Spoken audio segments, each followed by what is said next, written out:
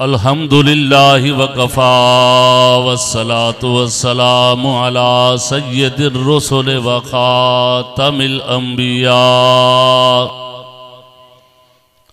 अम्मा बादु फ़अऊज़ु बिल्लाहि मिनश शैतानिर रजीम बिस्मिल्लाहिर रहमानिर रहीम सुम्मा औरसनल किताबल्लज़ीना इस्तफ़ैना मिन इबादिना फ़मिनहुम ज़ालिमुल लिनफ़्सिहि वमिनहुम मुक़्तसिदुन वमिनहुम साबिक़ुन बिल ख़ैरात बिइज़्निल्लाह ज़ालिका हुवल फ़ज़्लुल कबीर। जन्नातु अदनी यदखुलूनहा युहल्लौन फ़ीहा मिन असाविर मिन ज़हबिन व लुअलुआ व लिबासुहुम फ़ीहा हरीर।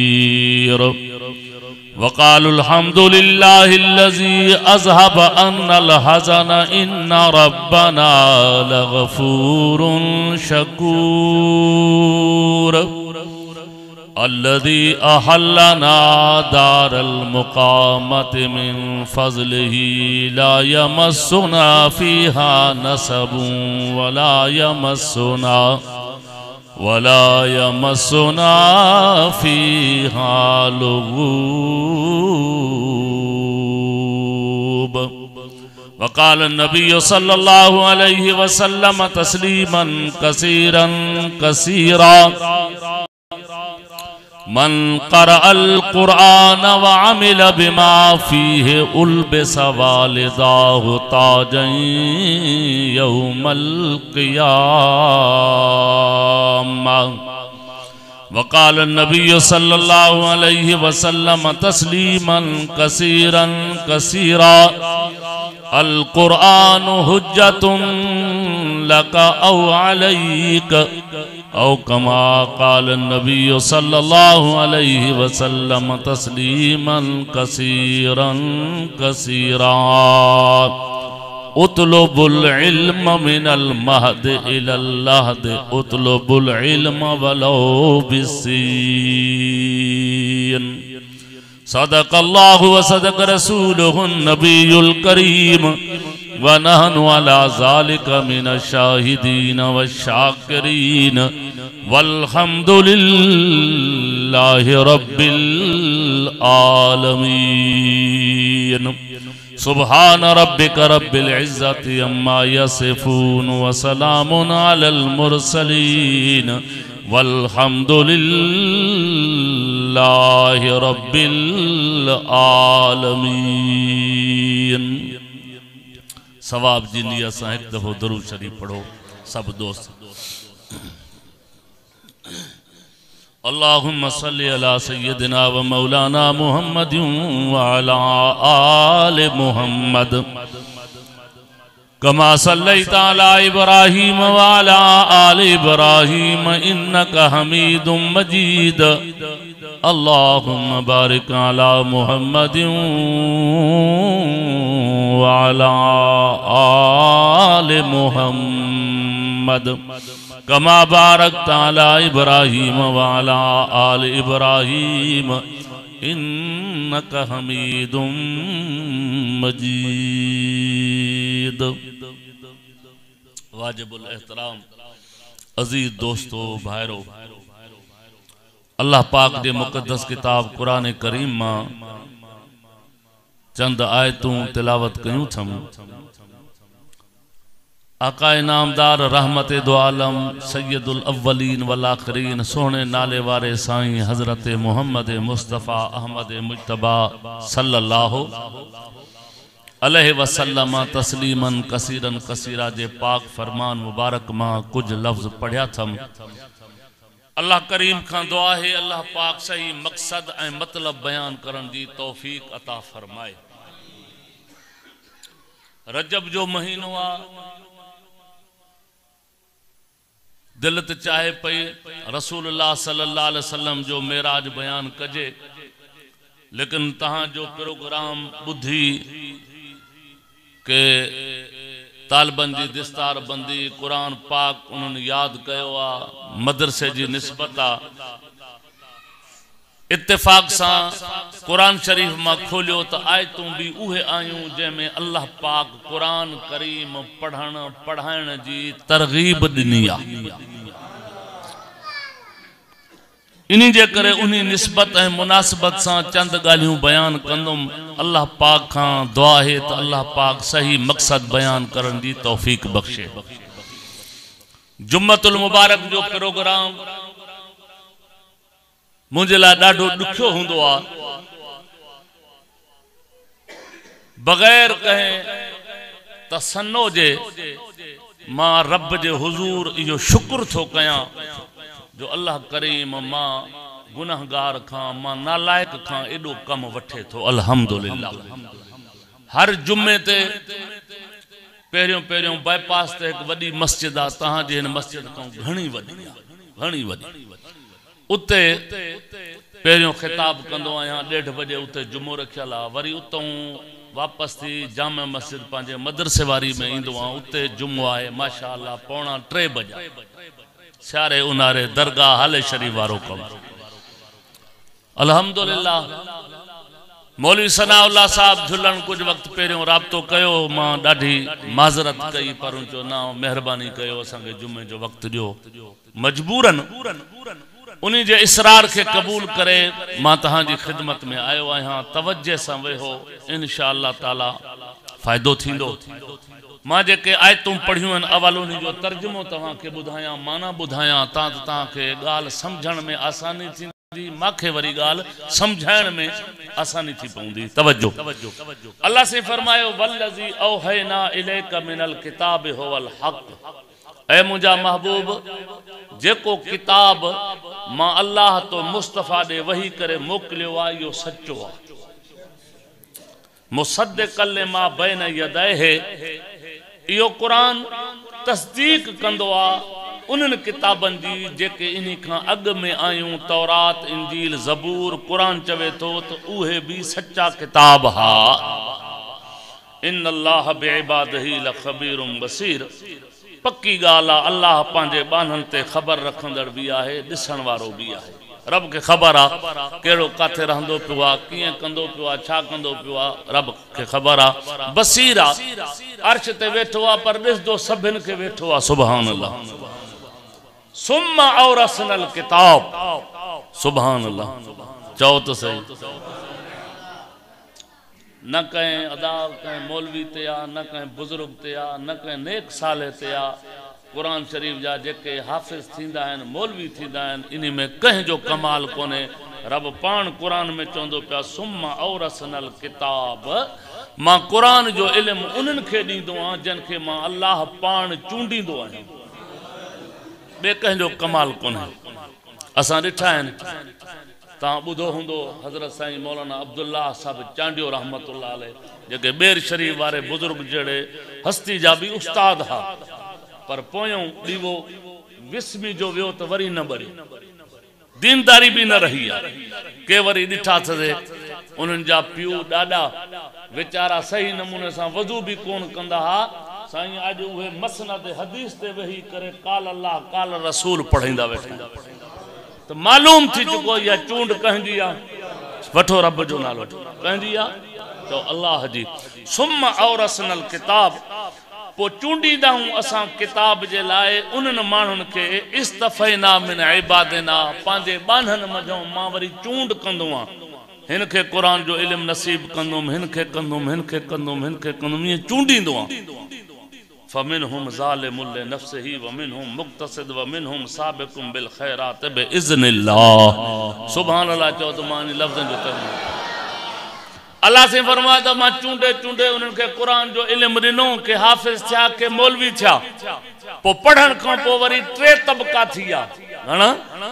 हिकड़ा हुए फमिनहुम ज़ालिमुन लिनफ्सिही कुरान जो इल्म तो हुयो न पर वीचारा पंहिंजे नफ्सन ते जुल्म करे वेठा वॾा गुनाहगार थी पिया इल्म हूंदे हाफिज थींदे हूंदे भी गुनाहगार हिक टोलो इहो ॿियो वमिनहुम मुक्तसिद ॿिया वरी विच थरा नेक नेकियूं भी अथन कॾहिं कॾहिं गुनाह में भी वेंदा आहिनि पर कुरान जो इल्म अथन हाफिज आहिनि मौलवी आहिनि इहो तबको ॿियो विचोलो तबको टियों साबिकुम बिल खैरात बिइज़्निल्लाह रब तो फरमाए टियों तबको उन्हनि खे कुरान जो इल्म जो ॾिनुमि त सफ़ा नेकोकार ऐं सालिह बणिजी पिया हाणे घणा तबका कुरान ॾसिया टे पहिरियों कुरान पढ़िया पर पोइ गुनाहनि में फाथा वञी ये पंहिंजे नफ्स ते जुल्म था कनि हिकु ॿियो विचोलो तबको नेकियूं भी अथन गुनाह भी अथन ॿ तबका टियों साबिकुम बिल खैरात जेके हर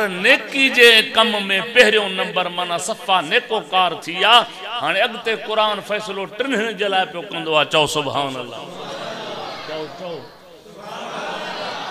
हाँ इहे लफ़्ज़ जेके हाणे मां पढ़ंदुमि तर्जुमो कंदुमि इन में असांजी भी दिल गुनाहगारनि जी वॾी थी वेंदी आहे त रब कुरान जे सदके ज़रूर माफ़ी ॾींदो हाणे ॿुधो सुभाणे तव्हां या निमाज़ खां पोइ कुरान शरीफ़ खोले सूरत फातिरा ऐं 22 सिपारो अथव सूरत फातिर 22 सिपारो इन्हनि जो तर्जुमो ऐं माना पाण पढ़जो त अञा वधीक मज़ो ईंदो जो तो कुरान पाक सिंधी तर्जमे वारा भी मौजूद हैं उर्दू में भी तर्जमे वारा मौजूद आलमन से वडी मेहनत कई मां हैदराबाद जलसे ते वयुम एकड़े बुजुर्ग माके कुरान पाक दिनो सिर्फ 4 सिपारा एतरो हुयो सिर्फ 4 सिपारा उन्हीं बेचारे मेहनत करे पारसी में भी माना लिखी आ इंग्लिश में भी माना लिखी आ फारसी में भी लिखी आ सिंधी में भी उर्दू में भी माना लिखी आ इंग्लिश वारो इंग्लिश पढ़े फारसी वारो फारसी में पढ़े सिंधी वारो सिंधी में पढ़े उर्दू वारो उर्दू में पढ़े एडी वडी मेहनत कई आ कुरान तो फरमा 3 तबका थी पिया जन्नात अदनी यदखुलूनहा कुरान जे सदके मां अल्लाह इन्हनि टिन्हनि खे क़यामत में जन्नत मोकलींदो चओ सुभान अल्लाह इन्ही तर्जुमे में मारे तवज्जो हुजे हिकड़ी गाल भी कया असां हाले शरीफ में 1983 में मां पढ़ंदो हाल जी शरीफ दरगाह ते साईं महमूद असद रहमतुल्लाह अलैह अल्लाह उनकी कबर ते करोड़ा रहमतों नाज़िल फरमाए साईं जन जे आडो अगों वेही करे संगे साईं अब्दुल समद रहमतुल्लाह अलैह सबक पढ़ाईंदा रियाजुस सालिहीन हदीस जो किताब आ पढ़दा हसे पो उते कारी अब्दुल बासित मिस्र वारे जो जिक्र हलियो कहीं चो तो कारी साहब ॾाढो कुरान ॾाढो सोहणो पढ़ंदो आ बराबर ॾाढो सोहणो पढ़ंदो आ अल्लाह ताला उनकी कबर ते करोड़ा रहमतों नाज़िल फरमाए पो फकीर हुंदो गुलाम मोहम्मद जिसकानी उन फकीर छा चयो चइसि ॿुधो त साईं मुंहिंजा ॾाढी कुड़ईंदो आहे ॾाढी नबी साईं जी सुन्नत आहे कारी थी पियो त छा थी पियो फलां फलां अची फकीर बिगड़ियो हाले जी जो फकीर साईं अल्लाह माफ़ी देवे हल हलां साईं जन चुप कयूं वेठा रहिया खुदा जो कसम आहे उहो अॼु बि नक्शो मुंहिंजे अखियुनि जे ऐं मुंहिंजे दिमाग़ में मौजूद आहे साईं जन चुप कयूं ईअं वेठा रहिया फकीर ॻाल्हायो पे ख़बर पे कयूं जॾहिं फकीर गुलाम मोहम्मद चुप कई साईं जन फरमाया अदा ॾे हाल गुलाम मोहम्मद कारी साहब कुरान भलो पढ़दो आहे चए कुरान तो वाह जो पढ़दो आहे अदा चए पोइ क़यामत में कुरान सभे बार खणी वेंदुसि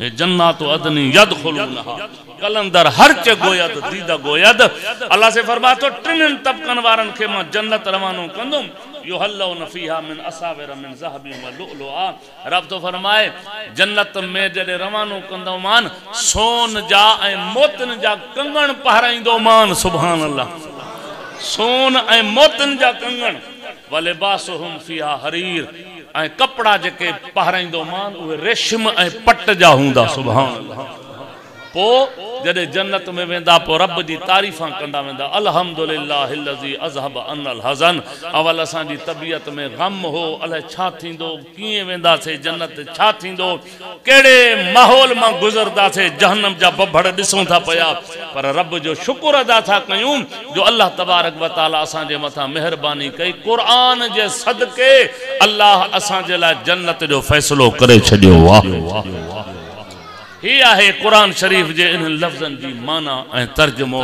हाणे तवज्जो कयो मुसलमानो, कुरान शरीफ जो इल्म पढ़ण, कुरान पाक याद पढ़ण, इहा का थोरी नेमत नाहे, वॾी नेमत आहे।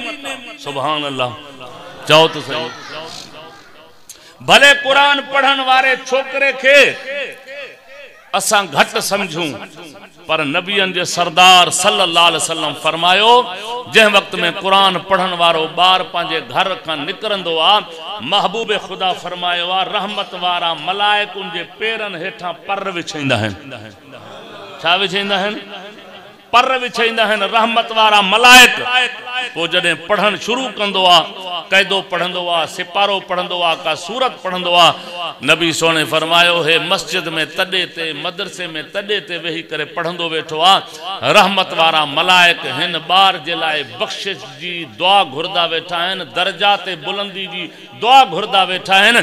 मलाइक त पंहिंजी जात ते, पर हतल हू तो फिल बहरे युसल्लून अला मुअल्लिमिन नासिल खैर। नबी से फरमायो, जेके दरिया में मच्छूं घुमदियूं पयूं आहिनि, उहे बि कुरान पढ़ण वारे ऐं पढ़ाइण वारे जे लाइ बख़्शिश जी दुआ घुरदियूं पयूं।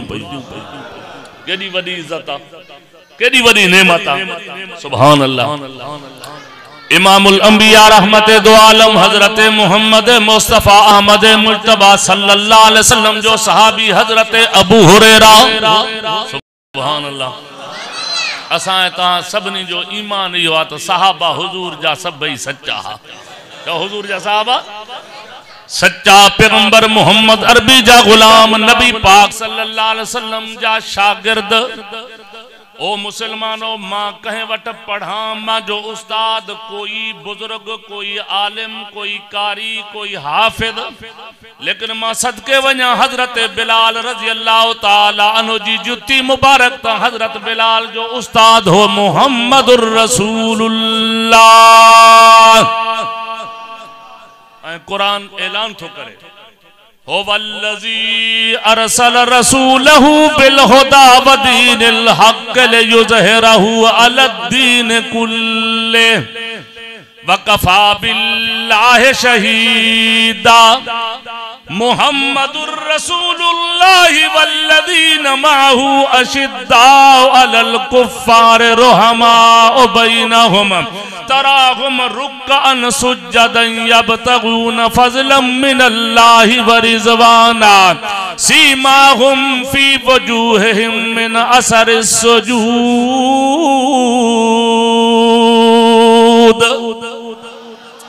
अल्लाह पाक फरमायो कुरान करीम के अंदर, मुझा प्यारा नबी, दिलबर नबी, अनवर नबी, अशरफ नबी, अकरम नबी, अस्का नबी, नबियन जा भी नबी। सुभान अल्लाह।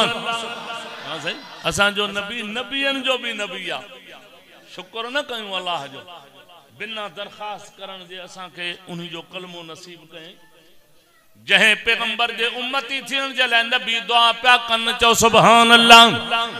ओ मुसलमानों, हजरत अबू हुरैरा नबी जो सहाबी आ, पैगंबर जो गुलाम आ। मस्जिद नबी का बाहर निकतो आ, मस्जिद नबी को बाहर निकरी करे मदीने जी बाजार में पहुंचो, चौक ते बिही करे ऐलान तो करे, या अहलल मदीना, ओ मदीने वाराओ, तवां ते दुकान खोलियूं वेठा हो, कारोबार कंदा पया हो, हलो मस्जिद नबी में मोहम्मद अरबी वरसो विरहाईंदो वेठो आ। अदा छा वरसे के वरसो चबो आ, माल के मडी के, है ना, अदा फलानो माण्हू फौत थियो, अदा दे आल पोयो मिल्कियत घणी छड़े हो, वारिस केर थींदा, मसलो पुछदा हो ना आलमन खां। हजरत अबू हुरैरा नबी जो सहाबी ऐलान तो करे, मोहम्मद अरबी वरसो विरहिंदो वेठो आ। सुभान अल्लाह। जहें जाथों यो ऐलान बुधो, दुकान कारोबार सब छड़े भजंदा आया मस्जिद नबी में, तो नबी से जो वरसो दिसूं तो छाए, केतरो सोना केतरो चांदिया। ओ मुसलमानों, अबू हुरैरा भी बे पासे नो मोटी आयो, मस्जिद नबी में मानू मिलिया, छा था चवन, ओ अबू हुरैरा चाहे चे कदे भोग न कयई, कयई एक दफो पर वाह जो कई थी, केड़ी चे तो चे वरसो विरायबो पयो आहे, ते माल न मडी कुछ कोने, तू चे वरसो तकसीम पे थिंदो आ। हजरत अबू हुरैरा छा फरमायो, ओ मदीने वारो, तमा वर्षो नबी जो माल समझो आ मिलकत समझिया, हालांकि मोहम्मद अरबी जो वर्षो न माल न मिलकत आ, मोहम्मद अरबी जो वर्षो यो आ जो मानू पान भी कुरान पढ़े बिन के भी वेठो कुरान पढ़ाए, यो वर्षो आ नबी जो। अरे जेको मौलवी साहब, हाफिज साहब, कारी साहब तडे ते वेही करे पढ़ेंदो वेठो आ न, यो मोहम्मद अरबी जो वर्षो तक़सीम कंदो वेठो आ ऐं बख्तन ऐं नसीबन वारा अची करे उहो वर्षो तक़सीम शुदा वठदा वेठा आहिनि। चओ सुभान अल्लाह। ओ मुसलमानो, ये अल्लाह जी मेहरबानी थींदी आ जो रब कुरान करीम वारी दौलत कंहिं के नसीब कंदो आ। चओ सुभान अल्लाह। इन करे कह खुदा जे बंदे अजीब जुमला चया। शाह सा फरमायो चवे तो नौन्या पो आयो बेली राणे वठा रात, लदीसू लतीफ चे बेली दातर वठा दात, चे कौन पूछे को जात जके आया से अघी वया। हजरत बिलाल काथों आयो, सुहेब काथों आयो, हजरत खब्बाब ते हजरत खुबैब जड़ा जवान काथों आया। मुसलमानों पर्रे जो सफर करे पांजा कारोबार पांजी बन्नी पांजी मिलकर छड़े करे मोहम्मद अरबी जे कदमन में आया। सुभान अल्लाह। चाहो तो सही सुभान अल्लाह। कहीं खुदा जे बंदे अजीब जुमलो चयो। सिरे की बोली भी कुछ समझदा हो कहना ना, समझिए ना। चलो मैं ताके चेक कया जे समझी आवे तो अगते हल्दा दे ना तो बाद इते ही बस। चे तो नेड़े नेड़े बस दे कई होंदे गए दूर हन के वेझा वेझा हा पर साईं को परे रहा। हां अबू जहल वेझो न साईं, घर वेझो, घट्टी सागी, हां मक्के जो चार सागो पर परे थी वयो। नेड़े नेड़े बस दे कई होंदे गए दूर हन, भागा वाले दूरों आके थे मंजूर हन। फारसी नू सलमान फारसी नू अपना बनाण वाले यार, फारसी नू अपना बनाण वाले यार, और रुतबे बिलाल दे वधाण वाले यार। आया गम आसियां देखाण वाले यार, आया गम आसियां देखाण वाले यार, ओ भूलिया नू सीधा राह लाण वाले यार। ओ मुसलमानों मिठे मोहम्मद अरबी सल्लल्लाहु अलैहि वसल्लम मक्के मुकरमा में भी मदरसो खोलियो। चो सुभान अल्लाह। वरी मक्को छजूं मदीने पहुंचा, उते भी पैगंबर सही मदरसो कुरान जो खोलियो। चो सुभान अल्लाह।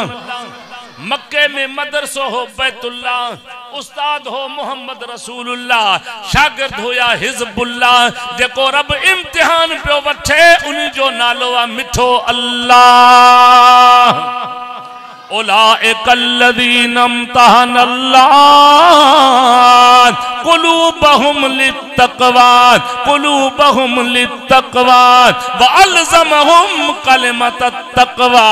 ओ मुझा प्यारा नबी जेको तू मदरसो खोलियो आ, जै मदरसे जो तालिब अबू बकर सिद्दीक आ, जै मदरसे जो शागिर्द फारूक आज़म आ, जै मदरसे जो शागिर्द उस्मान ज़िन्नूरैन आ, जै मदरसे जो तालिब शागिर्द हजरत हैदर करार अलीउल मुर्तज़ा साईं आ, बिलाल साईं आ, सुहेब साईं आ, खब्बाब ते खुबैब साईं आ। ओ मुझा प्यारा नबी जेके तो मोहम्मद अरबी जे मदरसे जा तालिब आइन, मां रब ऐलान तो कया व अलज़महुम कलिमतत तक़वा।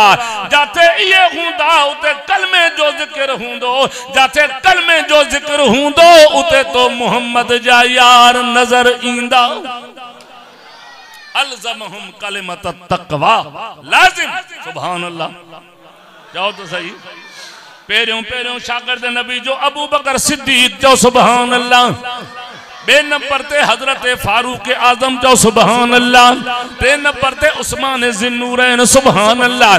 चौथे नंबर ते हजरत अलीउल मुर्तज़ा शेर खुदा रज़ी अल्लाह ताला अन्हो, पैगंबर जो सहाबी भी आहे, नबी से जो सौट भी आहे, पैगंबर से जे मदरसे जो तालिब भी आहे। अल्लाह पाक कुरान करीम में पान ऐलान कयो आ, चवे तो वसाबिकून साबिकूनल अव्वलून मिनल मुहाजिरीन वल अंसार।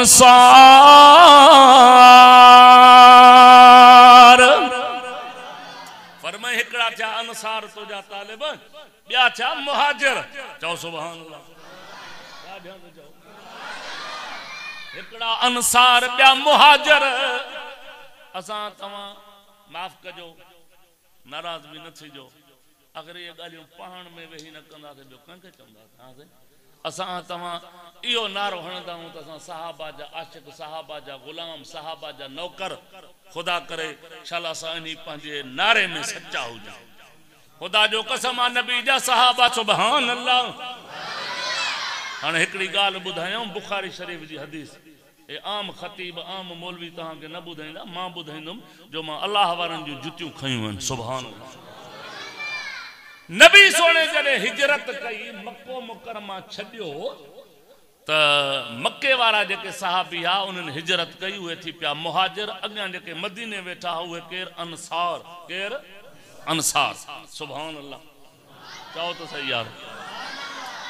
औखी एजी रात कदी आमनी न आई है, मदनी दी होंदी पई मक्के तू जुदाई है।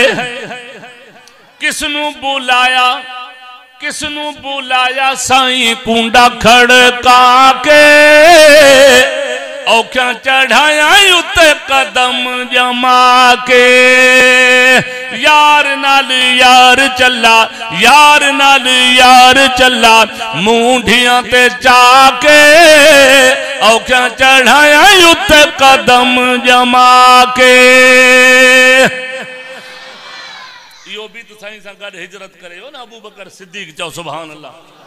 इहे नबी सरदार जड़े मदीने मुनवरा पहुता, जेके सहाबा साईं सां गॾु हिजरत करे अॻियां पोयां उहे भी पहुता। नबी से अंसारन के सॾ करे चयो, ओ अंसारो जी या रसूल अल्लाह, चे तव्हांजा घर भी हिते, तव्हांजो वतन भी हिते, तव्हांजा बाग भी हिते। हे जेके मासां गरीब आया आहिनि, रुगो कपड़ा पंहिंजा जिस्म ते ढके आया आहिनि, बाक़ी सभु सामान ओॾे छॾे आया आहिनि। हिननि वटि हिते आहे कुझु कोन। सो साईं छा कयूं? चे हाणे तव्हां ही कयो, जेकी अल्लाह तव्हां छा आहे बा शोर न कयो न पुट, चुप करे वियो। जेकी अल्लाह ताला तव्हांखे ताकत ॾिनी आहे, पंहिंजी ताकत जे मुताबिक़ हिननि खे पंहिंजो भाउ बणायो। चओ सुभान अल्लाह। छा बणायो? भाउ। पोइ जे ॿिनि माण्हुनि जी ताकत अथव त ॿ भाउ बणायो, टिनि माण्हुनि जी संभालण जी ताकत अथव त टे भाउ बणायो, हिकु जी अथव त हिकु बणायो। हजरत अब्दुर्रहमान बिन औफ नबी जो सहाबी पैगंबर जो गुलाम। चओ सुभान अल्लाह। अब्दुर्रहमान बिन औफ सुभान अल्लाह। ओ जे बदर जे मौके ते हिकड़ो मुस्तकिल मोर्चो संभालियो हो, इहो अब्दुर्रहमान बिन औफ। ऐं जंहिंखे मिठे मोहम्मद अरबी पंहिंजी नबूवत वारी ज़बान सां सॾे करे चयो, अब्दुर्रहमान बिन औफ तू भी जन्नती आ। इन्ही हदीस में नबी से नंबरवार सहाबा के जन्नत जी टिकट ॾिनी आहे। हिकिड़े मूंखे चयो शीए चए तव्हां हज़रत अबू बकर के पहिरियों नंबर चवंदा हो, बयान कंदा हो त अबू बकर सिद्दीक जो पहिरियों नंबर आहे। मां चयो मां न चयो आहे, मिठे मोहम्मद पाण चयो आहे त अबू बकर जो नंबर पहिरियों आहे। चे कीअं? मां चयो नबी से सॾे करे फरमायो, अबू बकर फिल जन्ना, उमर फिल जन्ना, उस्मान फिल जन्ना, अली फिल जन्ना। मजो जेकरे सोनो नबी पहिरियों नंबर अली के दे हा, खुदा जी जात जो कसम असां भी हदीस इए पढ़ूं हा, अली फिल जन्ना। मुंड इतों बधूं असां भी, पर असां छा कयूं, मजबूर आहियूं जो नबी सोने इए फरमायो, अबू बकर फिल जन्ना, उमर फिल जन्ना, उस्मान फिल जन्ना, अली फिल जन्ना, तलहा फिल जन्ना, साद फिल जन्ना, सईद बिन ज़ैद फिल जन्ना, अबू उबैद इब्नुल जर्राह फिल जन्ना, अब्दुर्रहमान बिन औफ फिल जन्ना। नबी सोने पान नंबर सा या जन्नत दी मुबारक ॾिनी आहे। चओ सुभान अल्लाह। हजरत अब्दुर्रहमान बिन औफ इहो भी नबी पाक सल्लल्लाहु अलैहि वसल्लम सां गॾिजी करे हिजरत करे मदीने मुनव्वरा पहुतो। साईं जन फरमायो, ओ साद, इहो अंसारी साहबी आहे, फरमायो हे अब्दुर्रहमान बिन औफ, मां मोहम्मद तोखे भाउ बणाए पियो ॾींदो आहियां। चओ सुभान अल्लाह। ठीकु आहे साईं, अल्हम्दुलिल्लाह। असांजूं अखियूं ठरियूं, अबे अम्मा जा भा पंहिंजी जाते, पर हे मूंखे ॾाढो प्यारो थींदो जो तू मोहम्मद भा करे ॾिनो आहे। सुभान अल्लाह। इमामुल अंबिया रहमते दो आलम सल्लल्लाहु अलैहि वसल्लम जने भा बनायो हजरत अब्दुर्रहमान बिन औफ के हजरत साद बिन रबी जो हाने तवज्जो कजाई साद बिन रबी अब्दुर्रहमान बिन औफ के हाथ में वठी करे रवानो थियो आ इ हाल अदा हाथ रे बाके मारे तक ही हाल भी कंदो वेंदो अदा हाने अज को पो तू मुंजो भा हां जेको अल्लाह ताला मके माल धन दौलत दिनो आ उ अधो अध कनो अध तोखे दिनो आ अध मा पाण रखदो चाहो तो सही अध पाण ए बुखारी जी हदीस तो अध पाण अध तोखे दिनो एक गाल अन्या बियो दिल ते हाथ रख जाई अन्या वडी गाल बिया वडी गाल बिया सहाबा जा नौकर सदाइण वारा बुध हजरत साद शाह चंदो आ ओ अब्दुर्रहमान बिन औफ चे जी चे तू नौजवान जवान मुड़सा हां पो चे माखे ब घर वारियूं हन मां हिकड़ी के तलाक दींदो आऊं जी इज्जत पूरी थे उनी सा शादी तू कर साहबा जा नौकर तो सदाईंदा हूं साहबा जो किरदार खुदा दे दीन नू दुनिया ते चमकाया साहबा ने लखा भटका अते भुलियां नु रहलाया साहबा ने खिलाफत विच रहे लोकां दियां मजदूरियां कर दे मदीने विच केड़ा बंगला बनवाया साहबा ने साहबा सुभान अल्लाह चाहो तो सही हाने हजरत साद बिन रबी छा चंदो आ चे माल भी तोखे अध दींदुम ब घर वारियूं न हिकड़ी के मां तलाक थो दियां उनजी इज्जत पूरी थे उनी सा तू शादी कर हजरत अब्दुर्रहमान बिन औफ छा थो चवेस अदा मां जवान मुड़स आहियां माल पंहिंजो तव्हां पाण वटि संभारे रख ऐं घर वारियूं भी पाण वटि रख माखे सुबह जो सवेरे बुधाए जाए तो मजदूर काथे पीड़ी ते बिहंदा आहिनि मां नौजवान आहियां मजदूरी करे कमाए करे पो खाईंदुम छो त मेहनत ऐं मजदूरी करण वारो बानो अल्लाह के वणंदो आ चो सुभान अल्लाह नबियन जा सरदार फरमाया अलका से हबीबुल्लाह सैयदन फरमायो जेको मेहनत ते मजदूरी कंदो आयो अल्लाह जो दोस्त आ हजरत साद आयो हथ मुबारक दींदो आ नबी से के हथन में कम कंदो हो बेलचे जो पत्थर टुकींदो हो जे रोड ते मानू मजदूर कम कंदा है हथन में लिफा छाला पयल हा नबी से फरमाया पुट हे छा थियो थी हथ में जैसे सजो दी पत्थर कुटींदो आ मजदूरी कंदो आया इनी जे करे हथ में लिफा पजी हन खुदा जो कसम हदीस में जे तो नबी से हथ पकड़े करे उन लिफ वाली जगह ते बोसो दिनो सारी दुनिया मिठे मोहम्मद जा हथ पई चुमे मदीने जो मीर मोहम्मद पंजे सहाबा जा हथ पियो चुमे ऐ कुरान छा चंदो आ सुभान अल्लाह अल्लाह पाक फरमायो कुरान करीम जे अंदर ओ मुजा प्यारा नबी दिलबर नबी सुभान अल्लाह चवे तो व इजा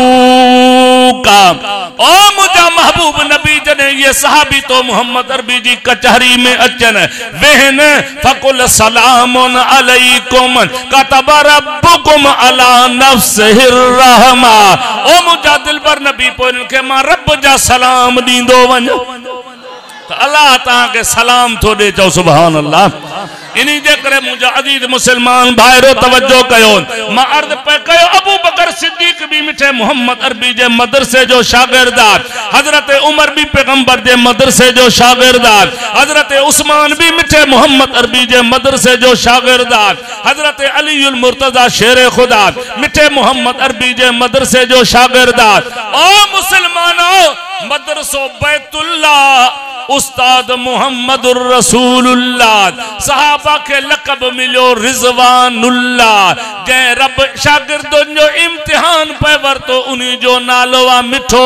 अल्लाह चओ सुभान अल्लाह ऐ मदरसे जा तालिब पैगंबर के केदा प्यारा हाथ ऐ तसा चवंदो से मुल्ला बनदी या छा थींदो मौलवी थी पियो छा थी पवंदो हाफिज थी पियो छा थी पवंदो ओ मुसलमानो मौलाना अब्दुल शकूर दीनपुरी रहमतुल्लाह अलैह फरमाइंदा हा तवा जो एमए पढ़न वारो डबल एमए पढ़न वारो यूनिवर्सिटी जी डिग्री हासिल करण वारो भुखो मरी सकदो आ कुरान वारो जाथे वेंदो रब उनी के रिज़्क़ उते खाराईंदो दादा जो सुभान अल्लाह दादा जो सुभान अल्लाह हजरत अबू हुरैरा नबी जो सहाबी पैगंबर जो गुलाम अच्छा फरमाइंदो चवे तो मैं पैगंबर मोहम्मद करीम जे मदरसे जो तालिब आया पैगंबर जे मदरसे जो शागिर्द आया मदरसो केड़ो मदरसो मदीने मुनव्वरा जो जे मदरसे जो नालो असहाबे सुफ़ा चो सुभान अल्लाह आज भी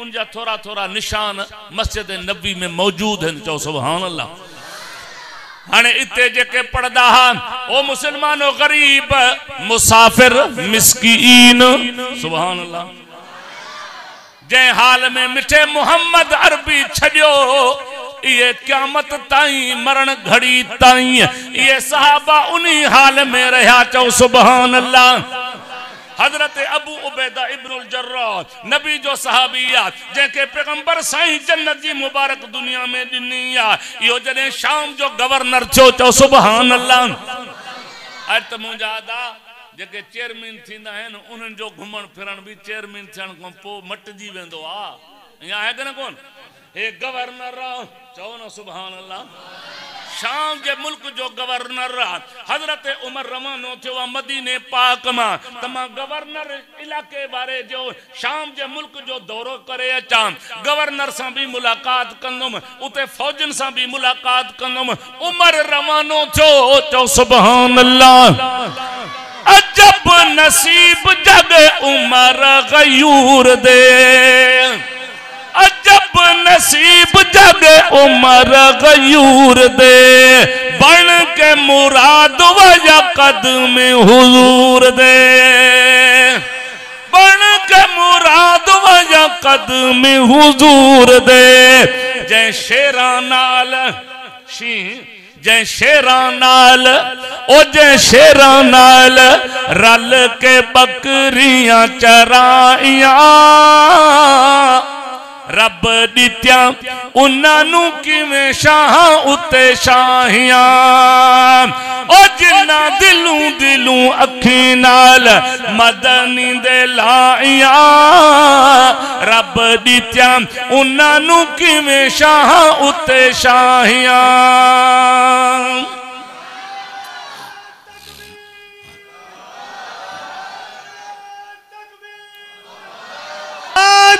मुस्तफा शाने साहबा शाने अहले बैत जमीयत उलमाए इस्लाम हजरत उमर रवानो थियो जदे उन इलाके में पहुतो हजरत अबू उबैदा इब्नुल जर्राह गवर्नर साहब मुलाकात थई हाल अहवाल था जदे शाम जो टाइम थियो दफ्तर बंद थो करे हजरत अबू उबैदा हजरत उमर छा फरमाइंदो चवे तो मा तो जो हाउस दिसदुम साल डेढ़ जो थी वयो आ मा हेडे आयो कोना घर केड़ो ठायो थी चो सुभान अल्लाह आज कल साल बिन को पो चेयरमैन जा घर भी मटजी वेंदा हैं जिले नाजिम साहब वो तो अलाए काथे वनी पुजदो आ है कि न कोन तहां जे इलाके दी तहां के खबर हुंदी मां वट जेके हिकड़े सिगरेट बीड़ी जे लाए सिकदा न चेयरमैन आज उन्हन वट जिया लाए कार लगी पई आ जन पियो जी मडी हथ अची वई आ लेकिन सुभान अल्लाह नबी जे नौकरन ए नबी जे सहाबा ता चो सुभान अल्लाह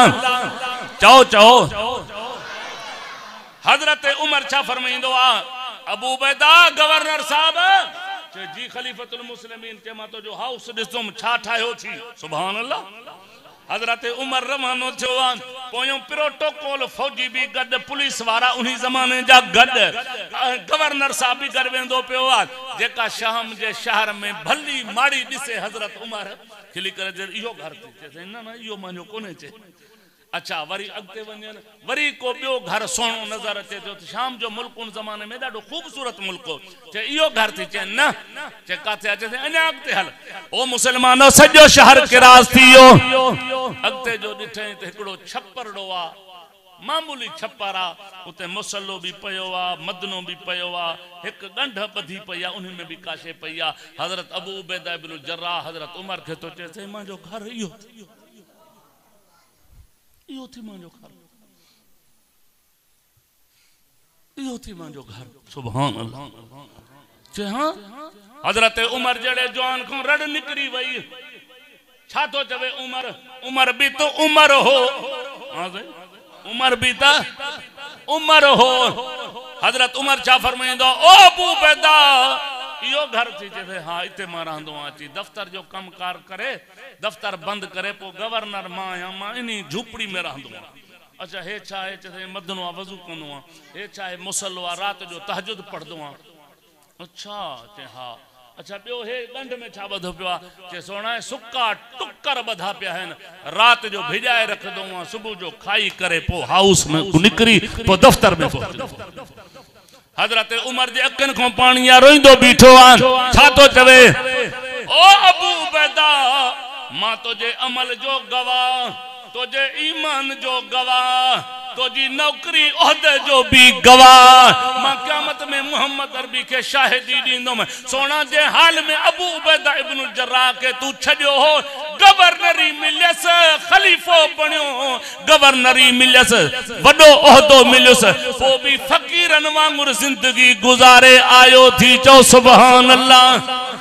ये आजूर जा सहाबा नबी मिठे मोहम्मद अरबी जा गुलाम ओ मुसलमानो हजरत अबू राचा फरमाइंदो जबे तो भुख में दुख में तकलीफ डाढी हुंदी ही पो भी मोहम्मद पाक जे मदरसे में बैठा हुंदा होया से कुरान पाक याद कंदा होया से इमामुल अंबिया सल्लल्लाहु अलैहि वसल्लम जो तालिब मदरसे जो शागिर्द हजरत अबू हुरैरा फरमाइंदो जबे तो त्रे दिहाड़ा गुजरी चुका कथम टुकुर ना आयो मानी न मिली भुख जे करे बाहर निकली आयम रस्ते ते बैठो आ मान को अचे को मानू पूछा करे तब राम किए बैठो आ पो चंदम तो भुख लगी आ मन कह के रहम अचे को मानी गिरा खणी अचे त खाया कदर फुलांदा बुलबुल जाने जो नित रहंदी बाग बहारा कदर फुलांदा क्या जानिन कां कमीने जो रुदे रहंदे मुर्दारा कदर कुरान दा क्या जानन ए दुनियादार नबी ने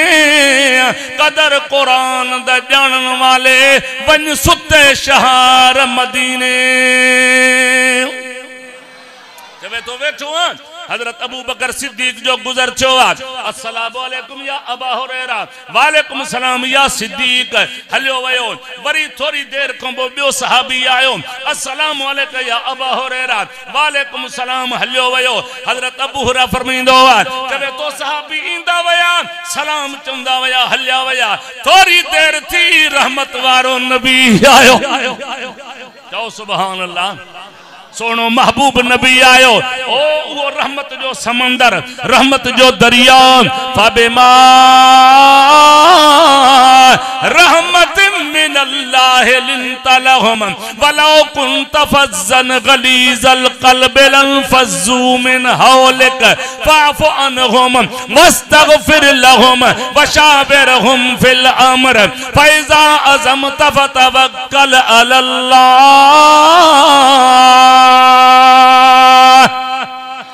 इल्लल्लाह युहिब्बुल मुतवक्किलीन।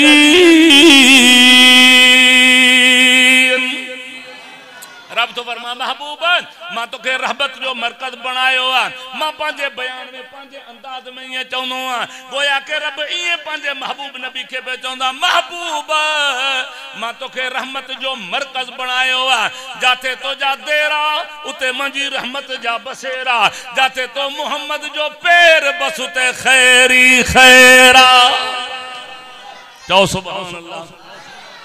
साईं पान आया पूछा फर में अबू हुरैरा जी या रसूल अल्लाह पुट दे हाल भला मानी टुकुर खादो थी जैसे ही त्रे दी गुजरी चला डाढी भुख लगी आ हुजूर फरमा भला हलियो आ हुजूर सोनो अग में आ हजरत अबू हुरैरा फरमाइंदो मां पोयो पियो अचा साईं जन आया सिधो अंदर हुजरे शरीफ में हलिया विया चो सुभान अल्लाह।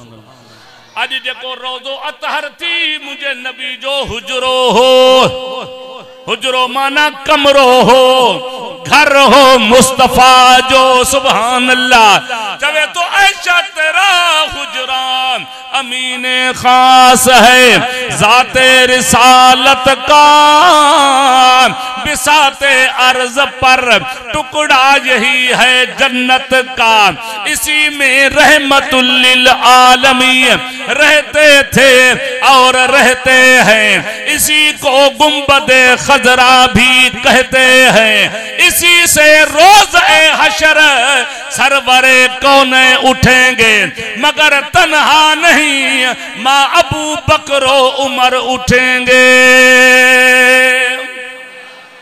अकेलो न उठंदा बल्कि एकड़े पासे ॾऊं सिद्दीक, ॿिए पासे ॾऊं फारूक आज़म। चओ सुभान अल्लाह, चओ वाह सिद्दीक, चओ वाह फारूक। यारां को यारी दी राह मिल गई है, नजर हई नजर विच नजर मिल गई है। आलमन को बुधा होंदो तो सिद्दीक अकबर चवंदो हो माके दुनिया में सब को पहिरियों पहिरियों इहा शय पिसिंदा अन नज़रो इला वजह रसूलिल्लाह, चेहरो सोने नबी जो हुजे, अखियूं सिद्दीक जो हुजन, वेठो दीदार कयां। यारां को यारी दी राह मिल गई है, नजर हई नजर विच नजर मिल गई है। तुसा को उजाली चुमन दी इजाजत नहीं देंदे, उन्हां को सुमन दी जाह मिल गई है। अबू बकर सिद्दीक साईं, फारूक आजम साईं, इमामुल अंबिया रहमत दो आलम सल्लल्लाहु अलैहि वसल्लम पान पांजे हुजरे मुबारक में अंदर वया। थोड़ी देर खंबो मोटी आया तो साईं जन जे हथ मुबारक में खीर जो प्यालो, चओ सुभान अल्लाह, ॾाढियां चओ। प्यालो केतरो भी वड्डो हुजे, केतरो भी वड्डो प्यालो हुजे, जेके प्यालो सदबो वद वद उनी जे अंदर मां समझा तो मुनो किलो अध किलो एडो असल वड्डो चऊं उनी दौर सा ठिकर जो चऊं खणी तो बाबा या किलो ॾेढ इहो खीर माप दो ना, अकुल तीअं चवंदो आ। रसूलुल्लाह सल्लल्लाहु अलैहि वसल्लम खीर जो प्यालो भरियल खयूं आया। अबू हुरैरा चवंदा माखे दिल में ख्याल थियो तो साईं जन माखे चवंदा इहो पुट पी, तोखे ॾाढी बुख लॻल आ, पर साईं जन फरमाया ना हे खण। अबू हुरैरा मां मोहम्मद जे पोयों हलियो आ, साईं जन अॻियां मां मिठे मोहम्मद अरबी सल्लल्लाहु अलैहि वसल्लम जे पोयां पान करीम सल्लल्लाहु अलैहि वसल्लम आया। मस्जिद नबी में जाते असहाबे सुफा जा तालिब कुरान जा हाफिज कुरान जो सबक पचाईंदा वेठा। सुभान अल्लाह। साईं जन फरमाया अबू हुरैरा मां जी या रसूल अल्लाह, अबा सजे पासे ॾों बिस्मिल्लाह पढ़ी करे पियारींदो वञ। हजरत अबू हुरैरा पान चवंदो पिया, मौलाना इदरीस कांधलवी सीरत जे किताब में लिखियो आहे त अबू हुरैरा चयो मां दिल में पियो ख्याल करां इहो त पहलो जेको वेठो आहे हाफ़िज़ उहो पीअंदो, बाक़ी छा बचंदो। पर चवे थो अमुर मथे हुकुम हो न, मां बिस्मिल्लाह रहमान रहीम चई करे पियारण शुरू कयो। हिकड़े भी पीतो, बे भी पीतो, टे भी पीतो। अबू हुरैरा नबी जो सहाबी फरमाईंदो आहे, चवे तो चौथे पंजे छह पीतो, मां ॾिठो त प्याले में तिर जेतरी भी कमी न आई। खीर उहे जो उहे पियो हो जीअं पहिरियों मां उनखे ॾिनो, इएं पींदा रहिया। चवे तो 70 हाफिज़ कुरान जा उन प्याले मंझां खीर पी वया। इहो नबी जो मौजूदो आहे। छा आहे हुजूर जो? चओ हुजूर जो हुस्न यूसुफ दमे ईसायत बैजादारी, आंच खूबा हमदारंद तो तन्हादारी। जेके मौजज़ा अल्लाह पाक बेन नबियन के दिना हा, अल्लाह पाक उन्हीं को वधीक मिठे मोहम्मद अरबी अकेले के हुए मौजज़ा अता करे छॾिया। सुभान अल्लाह। साईं जन फरमायो पुट सबे पी वया साईं, हाओ सबे कुरान जा शागिर्द कुरान जा हाफिज ढो करे पी वया। साईं जन फरमाया अबू हुरैरा इशरब हाने तू पी, हाने तू पी। हजरत अबू हुरैरा फरमाया टिन ॾींहंनि जी बुखी, मां हिकु दफ़ो भी पीतो, ॿियो दफ़ो भी पीतो, टियों दफ़ो भी पीतो। ऐं हदीस में चए तो खीर उहा रब नेमत पंहिंजे बाननि जे लाइ पैदा कई आहे जो खीर उन त खत्म कंदो आ, पर बुख लगल हुजे खीर ढो ते पी छॾियो तो खीर पीअण सां बुख भी खत्म थी वेंदी आहे। इहा रब वॾी नेमत पंहिंजे बाननि खे ॾिनी आहे। सुभान अल्लाह। इमामुल अंबिया रहमत दो आलम सल्लल्लाहु अलैहि वसल्लम फरमायो पुट अबू हुरैरा हाने तू पी। अबू हुरैरा फरमाईंदो मां हिकु दफ़ो भी पीतो, ॿियो दफ़ो भी पीतो, टियों दफ़ो भी पीतो। साईं जन फरमाए अब्बा पी। मां जो साईं मां जो त हाणे ढो थी चुको आहे, बिल्कुलु मां ढो करे चुको आहियां। जे ढो थियो थी हा। ओ अबू हुरैरा यूनिवर्सिटी में बच्चा पढ़ण वारो बुधो नबी साईं जो जुमलो, कुरान जे पढ़ण वारे शागिर्द जो नबी साईं सां केडी मोहब्बत आ, हुजूर सल्लल्लाहु अलैहि वसल्लम जी उन्हीं सां केडी मोहब्बत ऐं प्यार आ, केडो शान आ। नबी जे सरदार फरमा अबू हुरैरा जी या रसूल अल्लाह ढो थियो थी? हा साईं ढो थी वयो आ। फरमाया हाने मां मुहम्मद खे दे त मां मुहम्मद कुरान पाक पढ़न वारन जी बचत पान पिया बचत पान पिया यो मकाम थी कुरान वारे जो यो शान थी कुरान वारे जो ओ कलमे पढ़न वारा मुसलमान तू कुरान से प्यार कर कुरान पाक पंहिंजे बचन के पढ़ा कुरान वायदो तो करे उते पहुंचेंदो मां जथे कोई न पहुतो आ चो सुभान अल्लाह चवे तो वादल्लाहुल मुमिनीन वल मुमिनात जन्नातिन तजरी मिन तहतिहल अनहार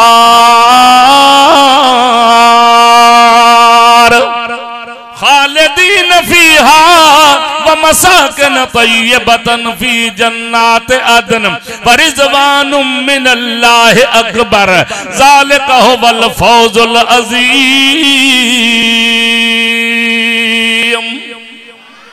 अल्लाह पाक फरमा तो कुरान करीम के अंदर चवे तो वेदो कयो अल्लाह जी जात कलमे पढ़न वारन मर्दन औरतन सां सही छाजो तू वेदो कयो चवे तो जन्नत जन्नत जो वेदो कयो थम माना कलमे सां वफादारी तमा कयो कुरान पढ़न कलमे सां वफादारी आ नमाज पढ़न कलमे सां वफादारी आ हज उम्रो करन कलमे सां वफादारी आ गरीबन की खिदमत करन कलमे सां वफादारी आ मिस्किनन की मदद करन कलमे सां वफादारी मदरसा ते मस्जिदू हलाइन कलमे सां वफादारी आ ओ मुसलमान पाड़े वारे जो अदब करन एहतराम करन पाड़े वारे जे हुकूक जो ख्याल करन या कलमे सां वफादारी आ कुरान चवे तो कलमे सां वफादारी तू कर जन्नत तोहजी आ चो सुभान अल्लाह चवे तो जो तड़पाती है दिल मेरा वो उल्फत है मोहम्मद की जो है पेशे नजर वो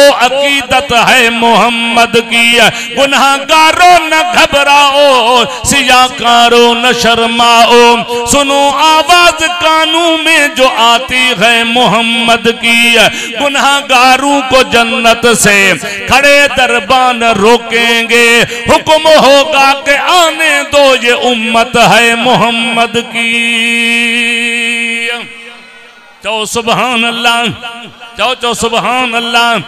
हजरत इमरोटी सही रहमतुल्लाह अलैह वक्त जे कुतुबुल अक्ताब हजरत सही से ताज महमूद इमरोटी रहमहुल्लाह उन्हीं भी अजीब जुमला चया चवे तो जे नजर था कयूं गुनाहन दे इमरोटी सही नजर था कयूं गुनाहन दे तो दोज़ख जा दुंबायूं नजर था कयूं गुनाहन दे तो दोज़ख जा दुंबायूं जे नजर था कयूं हजूर जी शफात दे तो हौद कौसर जा हकदार आयूं वज़ुहा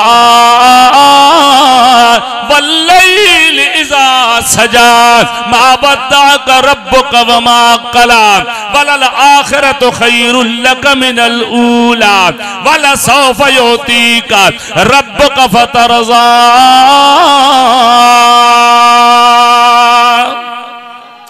उन दिलबर नबी शफात वारे नबी हौज कौसर जे मालिक नबी ओ मुसलमानो यतीमन जे यार नबी फरमायो मन कर अल कुरान देखो कुरान पढ़ंदो वरी अमल भी कंदो सजन फरमायो क़यामत जे मैदान में अल्लाह पाक नी जे अब्बे अम्मा के ताज पहराईंदो ओ जे ताज जी रोशनाई सिज को वधीक हुंदी हाने जे जे अब्बे अम्मा जी खुदा एडी इज्जत पियो कंदो आ जो सिज को वधीक एडो रोशन ताज तो पहराए तो उन हाफिज सबा हाफिज सगोरे जी इज्जत छा हुंदी उन्हीं जा मर्तबा छा हुंदा उन जो मकाम छा हुंदो चो सुभान अल्लाह चो चो सुभान अल्लाह प्यार सा चो तो आज एडी हदीस बुधाया जो मां समझा तो इंशाअल्लाह न इंशाअल्लाह हां नबी सल्लल्लाहु अलैहि वसल्लम फरमायो जने अल्लाह ताला हिसाब किताब वठी पूरो कंदो तो रब करीम मोहम्मद पाक सल्लल्लाहु अलैहि वसल्लम जी उम्मत जे तरह मुतवज्जे थींदो ओ मोहम्मद मुस्तफा जो उम्मतियो जी इलाहुल आलमीन ते तवज्जो क्यों रब शुरू कंदो औज़ु बिल्लाहि मिनश शैतानिर रजीम बिस्मिल्लाहिर रहमानिर रहीम अल्हम्दुलिल्लाहि रब्बिल आलमीन अर्रहमानिर रहीम मालिकि यौमिद्दीन इय्याका नअबुदु व इय्याका नस्तईन इहदिनस सिरातल मुस्तकीम सिरातल लज़ीना अनअमता अलैहिम गैरिल मग़ज़ूबि अलैहिम वलद्दालीन।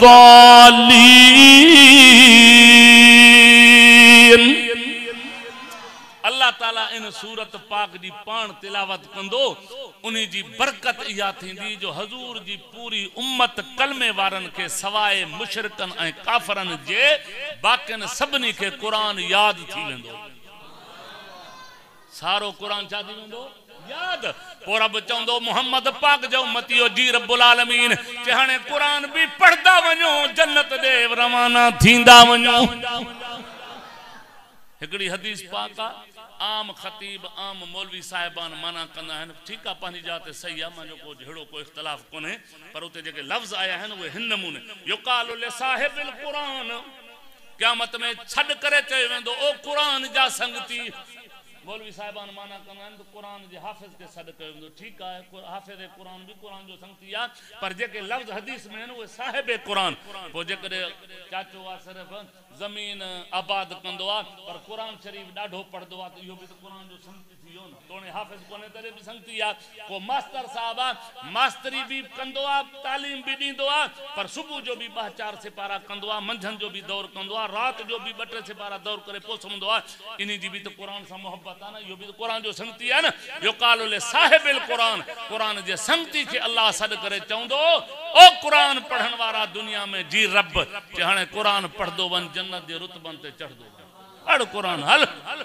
वादल्लाहुल मुमिनीना वल मुमिनात वादल्लाहुल मुमिनीना वल मुमिनात जन्नातिन तजरी मिन तहतिहल अनहार व मसाकिन तय्यबतन फी जन्नाति अदन व रिज़वानुम मिनल्लाहि अकबर ज़ालिका हुवल फौजुल अज़ीम। वक्त तमाम घणो थी वियो बस ॿ ॻाल्हियूं ॿुधो उहे यादि कजो ईअं सम्झो त हिकिड़ो वज़ीफ़ो थो ॾियाऊं चओ सुभान अल्लाह।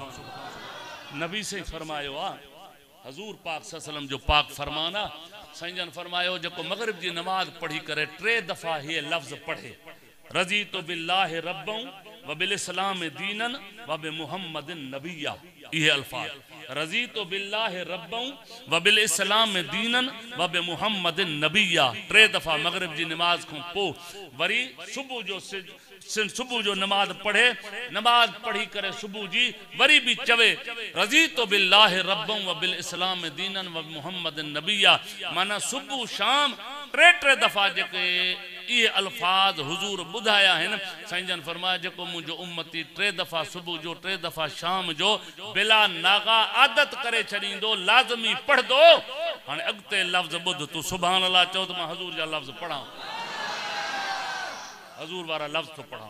हजूर से फरमाए ला आखुज़न्न बियदिही ला आखुज़न्न बियदिही अमर जो सीगो अमर भी ताकीद वारो मौलविन के खबर है छा जो सीगो छा है अमर जो सीगो ताकीद वारो छा मतलब हथ दे कर जमात के मैं जल्दी से दिसो ला आखुज़न्न बियदिही माही बाह को पकड़े करे मां मोहम्मद जन्नत वठी वेनो मां आखुज़न्न बियदिही जी माना यह है मां हाथ को जोर से पकड़े काडे वेंदो पे हेडे हल न जन्नत हेडे पकड़े करे जन्नत वठी वेंदो मां।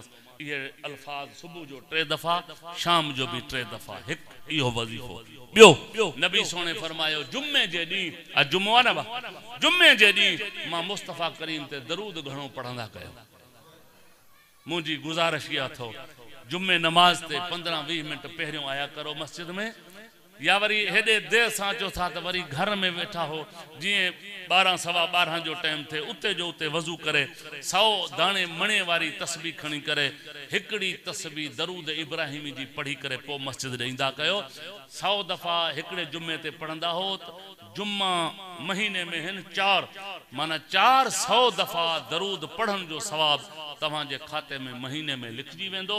हजूर से फरमाया जो जुम्मे जदी मां मोहम्मद ते दरूद घणो पढ़ंदो क़यामत में उहो मानू मां मोहम्मद सा ही गड बिठो हदीस में अचे तो नबी सही बई आंगुरियूं मिंबर ते मथे करे सहाबा जे तरफ इशारो करियो ही उहो माण्हू मां मोहम्मद सां गॾु हूंदो। अल्लाह ताला अमल जी तौफ़ीक़ अता फरमाए। नमाज जो टाइम थी वियो आहे। दुआ आहे त अल्लाह ताला तव्हांजे मदरसे खे आबाद फरमाए। जेके बचड़ा कुरान पाक पढ़िया आहिनि अल्लाह ताला उनके इल्म में अमल में बरकत अता फरमाए। अल्लाह ताला मजीद उनके कुरान से मोहब्बत अता फरमाए। अञा कुरान जो इल्म पढ़न हिन पूरे इलाके जे लाए अल्लाह ताला हिन मदरसे मस्जिद के रहमत जो जरियो बनाए। अल्लाह ताला हिन प्रोग्राम के कबूल फरमाए। तव्हां पंध करे आया आहियो कुरान बुधो थो। अल्लाह ताला तव्हांखे विख विख ते अजर अज़ीम अता फरमाए।